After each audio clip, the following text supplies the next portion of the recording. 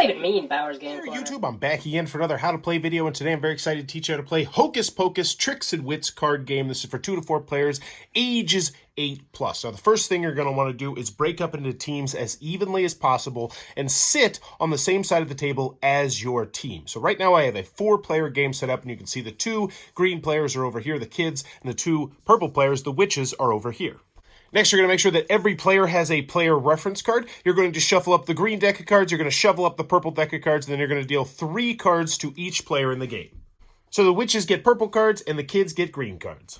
Make sure the kids have access to their 4 tokens. Set out the candles with 1 on the top and 6 down at the bottom.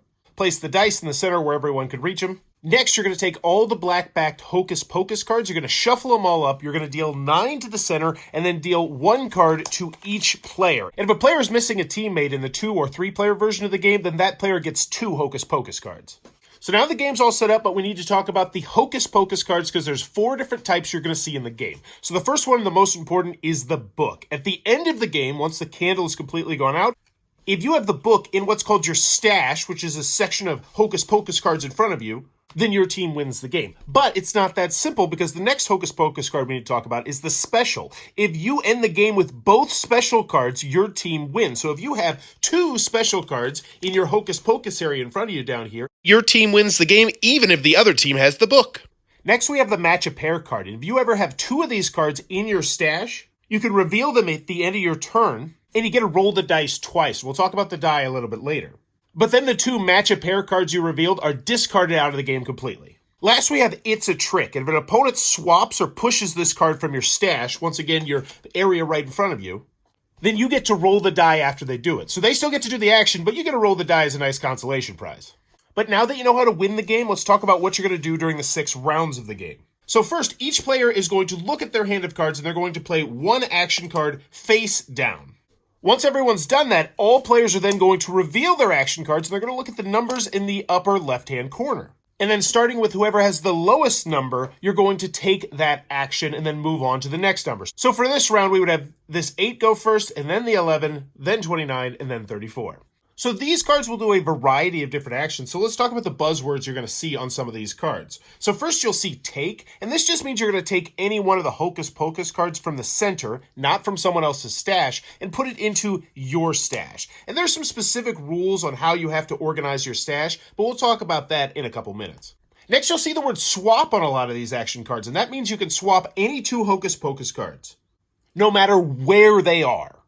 Some cards will tell you to shuffle, which means you're going to take all the cards in your stash, shuffle them up, and then place them back out, face down. You'll see reveal, which means you get to flip any card face up so all players can see it, then you flip it back face down. You might be able to push, which allows you to slide any card from any player's stash into the center and then shuffle it with the cards in the row. So for instance, this card might get pushed right here, and then all these cards would boom, boom, boom, get shuffled and put back out. You might also get to peek at a card, which means you secretly look at any Hocus Pocus card. Or last but not least, you might get to mark a card. And that means you're going to place one of these cat tokens onto a card, either in the center or on a stash. And what this means is the next time a witch takes an action, she has to take an action on that specific marked card. And once the witch does whatever action it is, that mark goes back to the pool of cats. And all actions that you play are completely optional. Each action must be completed before another action can be taken, and the actions only affect Hocus Pocus cards. They never affect action cards. So pretty much Hocus Pocus cards are going to be moving all around the board. But back to what happens during a round. Once you're done taking everyone's action, the first thing you're going to do is you're going to move the candle down 1, and in future rounds, you'll take the whole stack down with you like so. And then all players are going to discard all of their action cards. Not just the one they played, but all their action cards. And then each player is going to get 3 new cards, and then they start a new round. If you ever need to deal out cards and you don't have enough in your action deck, deal out what you can and then shuffle up your discard pile and deal those. But there's a couple more rules we got to talk about before we can get you into the game. So when it comes to your Hocus Pocus stash in front of you, you can look at your cards whenever you'd like. However, you cannot reorder them unless a card or a die roll tells you to. So once you place a card into a stash, it's going to stay in that spot most of the time.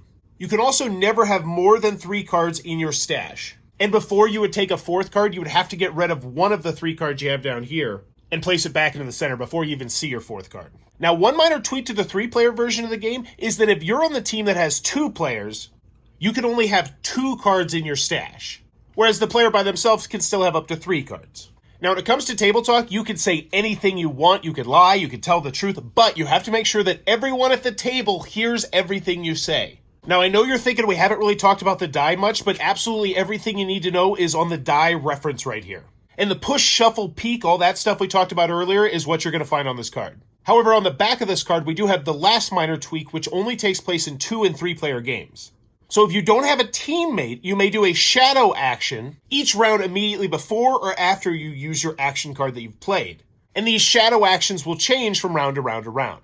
But once the candle burns down all the way to the bottom, the game is over, and the team that has the book wins the game, unless one player has 2 special cards in their stash, in which case they win the game. And no, 1 special card in this stash and 1 special card in that stash does not count.